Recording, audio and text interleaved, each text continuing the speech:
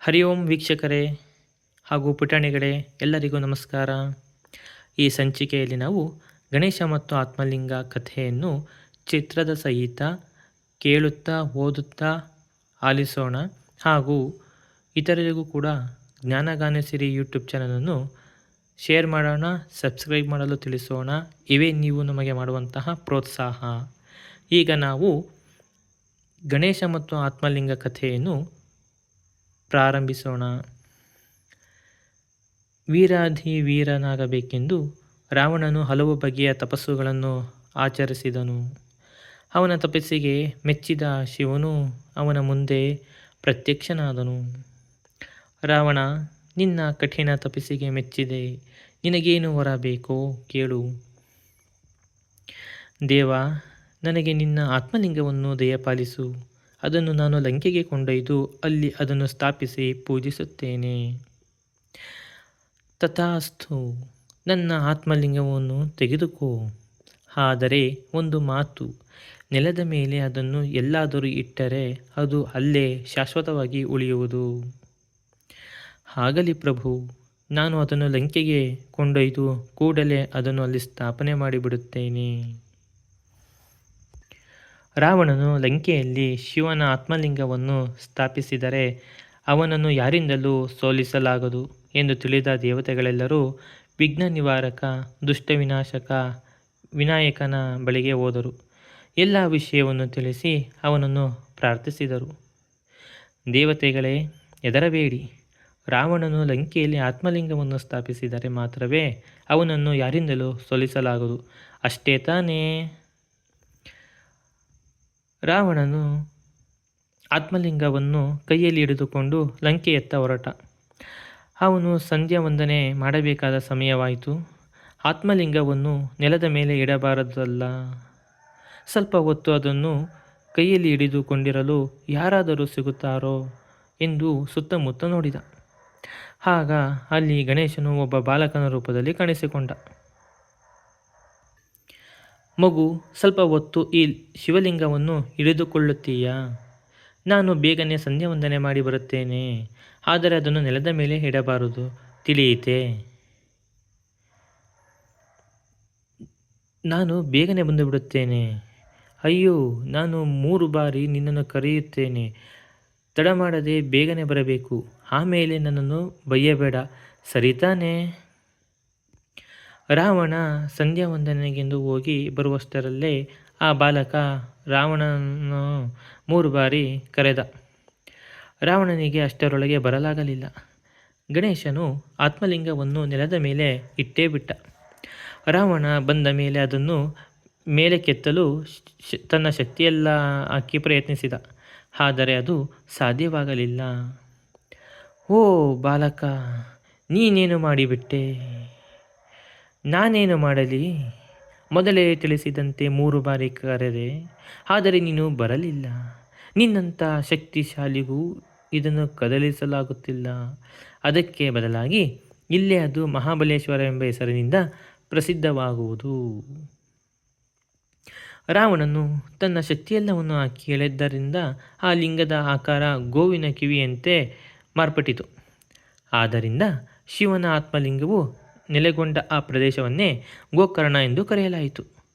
ಈ ಪ್ರದೇಶ ಕರ್ನಾಟಕದ ಉತ್ತರ ಕನ್ನಡ ಜಿಲ್ಲೆಯಲ್ಲಿದೆ. ಗಣೇಶನಿಗೆ ಸಂಬಂಧಪಟ್ಟ ಇಂಥದ್ದೇ ಇನ್ನೊಂದು ಕಥೆ ಇದೆ. ರಾಮನು ತನ್ನ ವನವಾಸವನ್ನು ಮುಗಿಸಿ ಹಿಂದಿರುಗಿ ಬಂದ. ಬಳಿಕ ಅವನ ಪಟ್ಟಾಭಿಷೇಕ ನಡೆಯಿತು.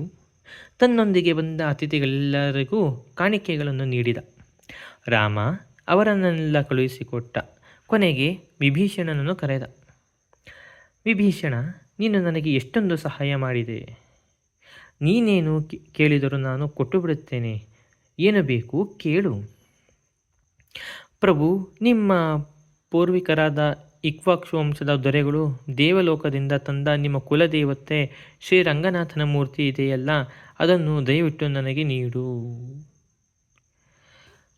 ಆಗಲಿ, ಅದನ್ನು ನಿನಗೆ ದೇವಾಲಯದ ಶಿಖರದೊಂದಿಗೆ ನೀಡುತ್ತೇನೆ.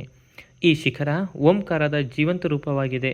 ಆದರೆ ಅದನ್ನು ಲಂಕೆಗೆ ಕೊಂಡೊಯ್ಯುವಾಗ ಎಲ್ಲೂ ನೆಲದ ಮೇಲೆ ಇಡಬಾರದು. ಭಗವಾನ್, ನಾನು ಧನ್ಯನಾದೆ. ನೀವು ಹೇಳಿದಂತೆಯೇ ಮಾಡುತ್ತೇನೆ. ವಿಭೀಷಣನು ಶ್ರೀರಂಗನಾಥನ ಮೂರ್ತಿಯೊಂದಿಗೆ ಶ್ರೀರಂಗಕ್ಕೆ ಬಂದನು. ಅಲ್ಲಿ ಗಣೇಶನ ಪ್ರೇರಣೆಯಂತೆ ಕಾವೇರಿ ನದಿಯಲ್ಲಿ ಸ್ನಾನ ಮಾಡಬೇಕೆಂಬ ಬಯಕೆ ಅವನ ಮನಸ್ಸಿನಲ್ಲಿ ಮೂಡಿತು. ಕೈಯಲ್ಲಿದ್ದ ಮೂರ್ತಿಯನ್ನು ಏನು ಮಾಡಲಿ ಎಂದು ಅವನು ಯೋಚಿಸುತ್ತಿರುವಷ್ಟರಲ್ಲಿ ಅಲ್ಲೊಬ್ಬ ಬ್ರಹ್ಮಚಾರಿ ಕಾಣಿಸಿಕೊಂಡ. ಮಗು, ನೀನು ಸರಿಯಾದ ಸಮಯಕ್ಕೆ ಬಂದೆ. ಈ ದೇವಾಲಯ ಶಿಖರವನ್ನು ಸ್ವಲ್ಪ ಕಾಲ ಒತ್ತುಕೋ. ನಾನು ಸ್ನಾನ ಮಾಡಿ ಅರ್ಘ್ಯ ನೀಡಿ ಬರುತ್ತೇನೆ. ಆಗಲಿ, ಬೇಗ ಬರುತ್ತೇನೆ. ನೆಲದ ಮೇಲೆ ಮಾತ್ರ ಇಡಬೇಡ. ರಾಜ, ನಾನಿನ್ನು ಚಿಕ್ಕವನು. ಇಷ್ಟೊಂದು ಭಾರದ ವಸ್ತುವನ್ನು ಹೆಚ್ಚು ಒತ್ತಿರಲು ನನ್ನಿಂದಾಗದು. ನಾನು 3 ಸಲ ಕರೆಯುತ್ತೇನೆ. ಅಷ್ಟರೊಳಗಾಗಿ ನೀನು ಎಲ್ಲ ಮುಗಿಸಿ ಬರಬೇಕು. ಇಲ್ಲದಿದ್ದರೆ ಅದನ್ನು ನೆಲದ ಮೇಲಿಟ್ಟು ಬಿಡುತ್ತೇನೆ. ವಿಭೀಷಣನು ಕಾವೇರಿ ನದಿಯಲ್ಲಿ ತುಂಬ ಹೊತ್ತು ಸ್ನಾನ ಮಾಡುತ್ತಾ ಕಾಲ ಕಳೆದ. ಆಗ ರಾಜ, ಈ ಶಿಖರ ತುಂಬ ಭಾರವಾಗಿದೆ ರಾಜ. ವಿಭೀಷಣನಿಗೆ ಬ್ರಹ್ಮಚಾರಿಯ ಕೂಗು ಕೇಳಿಸಲಿಲ್ಲ. ಶಿಖರವನ್ನು ಆತ ಕಾವೇರಿ ವಿಭಾಗವಾಗಿ ಹರಿಯುತ್ತಿದ್ದ ಸ್ಥಳದಲ್ಲಿ ಇಟ್ಟುಬಿಟ್ಟ. ಸ್ನಾನ ಮಾಡಿ ಹಿಂದಿರುಗಿದ ವಿಭೀಷಣ, ಅಯ್ಯೋ, ಅದನ್ನು ನೆಲದ ಮೇಲೆ ಇಡಬೇಡ ಎಂದಿದ್ದೇನಲ್ಲ. ನಾನೇನು ಮಾಡಲಿ ರಾಜ? ಅದರ ಭಾರವನ್ನು ನನ್ನಿಂದ ತಡೆಯಲಾಗಲಿಲ್ಲ. ನಿನ್ನನ್ನು 3 ಬಾರಿ ಕರೆದೆ, ಆದರೆ ನೀನು ಬರಲಿಲ್ಲ. ವಿಭೀಷಣನು ಆ ಶಿಖರವನ್ನು ಕದಲಿಸಲು ಎಷ್ಟು ಪ್ರಯತ್ನಿಸಿದರೂ ಅದು ಅಲುಗಾಡಿಸಲು ಅವನು ಬ್ರಹ್ಮಚಾರಿಯ ಬಳಿಗೆ ಹೋಗಿ ಅವನನ್ನು ಒಡೆಯಲು ಮುಂದಾದ. ಆ ಹುಡುಗ ಪರ್ವತದ ಬಳಿಗೆ ವೇಗವಾಗಿ ಓಡಿದ. ಕೊನೆಗೂ ಅವನ ಹಿಂದೆ ಓಡಿ ಹೋಗಿ ಅವನನ್ನು ಹಿಡಿದ ವಿಭೀಷಣ ಅವನ ತಲೆಗೊಂದು ಏಟು ಹಾಕಿದ. ತುಂಟ ಹುಡುಗ, ನಿನ್ನನ್ನು ಹಿಡಿದು ಬಿಟ್ಟೆ. ಆ ಕೂಡಲೇ ಆ ಬ್ರಹ್ಮಚಾರಿ ಅವನಿಗೆ ತನ್ನ ನಿಜ ಸ್ವರೂಪವನ್ನು ತೋರಿಸಿ ಗಣೇಶನಾಗಿ ಅವನ ಎದುರು ನಿಂತು ಬಿಟ್ಟ. ವಿಭೀಷಣನು ಕೊಟ್ಟ ಏಟಿನಿಂದಾದ ಗುರುತು ತಿರುಚಿಯಲ್ಲಿರುವ ಉಚ್ಚಿಪಿಳ್ಯರ್ ಕೋಟೆ, ಬಂಡೆಗಳ ಕೋಟೆಯಲ್ಲಿ ಇಂದಿಗೂ ಕಾಣಬಹುದು ಎನ್ನುತ್ತಾರೆ. ದೇವ, ಇದು ನೀನೇ. ನಾನು ಮಹಾಪಾಪ ಮಾಡಿದೆ.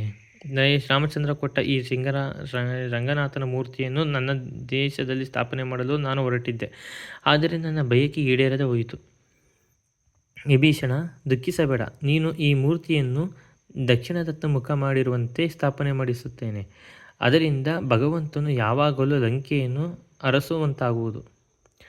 ದೇವ, ನಿನ್ನ ದೈವಲೀಲೆ ಯಾರಿಗೆ ತಿಳಿಯುವುದು? ಶ್ರೀರಂಗನಾಥನು ಇಲ್ಲೇ ಉಳಿಯಬೇಕೆಂದು ದೈವಿಚ್ಛೆಯಾಗಿದ್ದರೆ ನಾನೇನು ತಾನೇ ಮಾಡಬಲ್ಲೆ?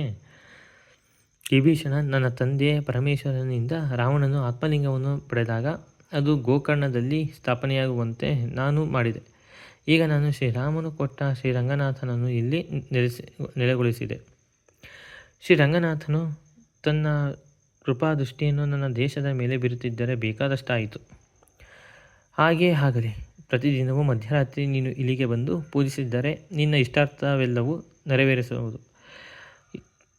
ಇಂದಿಗೂ ಪ್ರತಿದಿನ ವಿಭೀಷಣನು ಶ್ರೀರಂಗಂ ದೇವಾಲಯಕ್ಕೆ ಬಂದು ಶ್ರೀರಂಗನಾಥನು ಪೂಜಿಸುತ್ತಾನೆ ಎಂಬ ನಂಬಿಕೆ ಪ್ರಚಲಿತವಾಗಿದೆ. ಭಗವಂತನು ತನ್ನ ಕೃಪೆಯಿಂದಲೇ ತನ್ನ ನಿಜ ಸ್ವರೂಪವನ್ನು ತೋರಿಸಿಕೊಡುತ್ತಾನೆ. ಅವನಿಗೆ ಜ್ಞಾನ ಸೂರ್ಯನಾಗಿದ್ದಾನೆ. ಅವನ ಅರಿವಿನ ಒಂದೊಂದು ಕಿರಣವು ಜಗತ್ತಿನ ಅರಿವನ್ನು ನಮಗೆ ನೀಡುವುದು. ಅವನ ಮೂಲಕವೇ ನಮಗೆಲ್ಲ ಬಗೆಯ ಜ್ಞಾನ ಬಂದದ್ದು. ಸಾರ್ಜೆಂಟನು ರಾತ್ರಿ ಹೊತ್ತು ನಡೆದಾಡುವಾಗ ಅವನ ಮುಖ ಕಾಣಿಸದು. ಲಾಟಿನನ್ನು ಮೇಲಕ್ಕೆತ್ತಿ ಬೆಳಕನ್ನು ತನ್ನ ಮುಖದ ಮೇಲೆ ಬೀರಿದರೆ ಮಾತ್ರ ನಾವು ಅವನನ್ನು ನೋಡಬಹುದು. ಅದೇ ರೀತಿ ಭಗವಂತನು ತನ್ನನ್ನು ತಾನೇ ತೋರಿಸಿಕೊಟ್ಟರೆ ಮಾತ್ರ ನಾವು ಅವನನ್ನು ಕಾಣಬಹುದು. ಶ್ರೀರಾಮಕೃಷ್ಣರು. ವೀಕ್ಷಕರೇ, ಕಥೆಯನ್ನು ಕೇಳಿದ್ದೀರಿ, ನೋಡಿದ್ದೀರಿ, ಓದಿದ್ದೀರಿ, ಆಲಿಸಿದ್ದೀರಿ. ಹೇಗಿತ್ತು ಅಂತ ಕಾಮೆಂಟ್ ಮಾಡಿ, ಲೈಕ್ ಮಾಡಿ, ಸಬ್ಸ್ಕ್ರೈಬ್ ಮಾಡಿ, ಶೇರ್ ಮಾಡಿ. ಧನ್ಯವಾದ. ಸರ್ವೇ ಜನ ಸುಖಿನೋ ಭವಂತು. ನೀವು ಮಾರುಕಟ್ಟೆಗೆ ಹೋಗಬೇಕಾದರೆ ಬಟ್ಟೆ ಚೀಲವನ್ನು ಜೊತೆಯಲ್ಲಿ ತೆಗೆದುಕೊಂಡು ಹೋಗಿ. ಸಾಧ್ಯವಾದಷ್ಟು ಪ್ಲಾಸ್ಟಿಕ್ಕನ್ನು ನಿಷೇಧಿಸೋಣ. ಪರಿಸರ ಸ್ನೇಹಿಯಾಗಲು ಪ್ರಯತ್ನ ಮಾಡೋಣ. ಧನ್ಯವಾದ.